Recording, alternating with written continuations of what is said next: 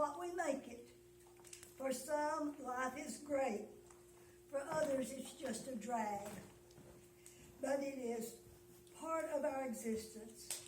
And with God's help, we will survive. We may need a shovel to fill the potholes that we fall into, or a boat to cross the river. But we will make it through, and we'll be better for it. Our Bible is filled with God's people who faced life with a challenge. There was Daniel in the lion's den, you remember? The lion's jaws were closed, and Daniel slept in peace through the night. And then there were the disciples who were in the boat when the storm hit. But Jesus calmed the sea, and they made it to the other side.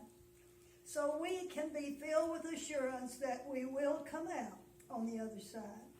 Maybe even better after the challenge. Just, we all remember, man makes the plan, but God directs his path. Have you found this true in your life? How we cope in our spiritual strength.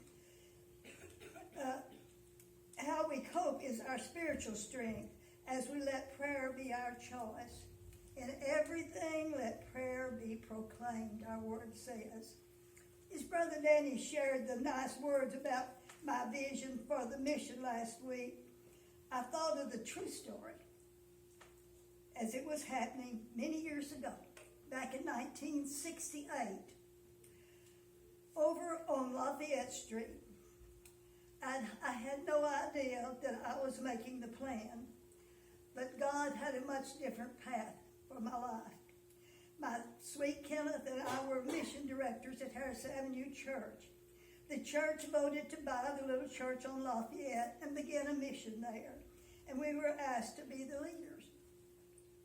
Now, I was very involved at Harris Avenue with the Young People's Department. I was very involved with the women's work. I was very comfortable where I was. My two younger children were in Sunday school. I needed to be there to take care of them. So I thought to Kenneth, a Saturday afternoon ministry would be very good. We could collect the children, and I made a good case of it, you know. Then I wouldn't have to leave my comfort zone. But Kenneth said, we'll do it right. Sunday is the Lord's Day, and that's where we'll be. And so we made the change. I left my two younger kiddos in Mother and Gail's charge, and we moved our activities over to the Lafayette Mission.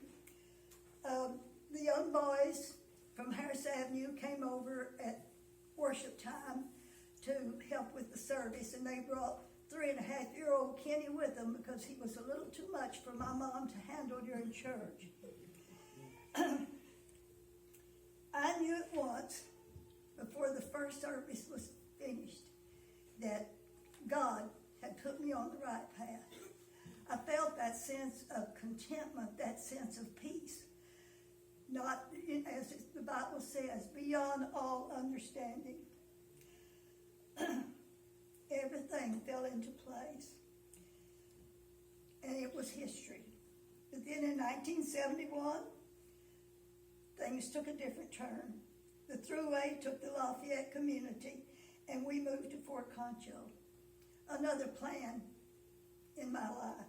Psalms 37:4 says, delight in the Lord, and he will give you the desires of your heart.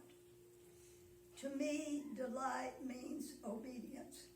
Walk with him, follow his path, and the joy will be yours. You will know it in your heart. Just give him the praise.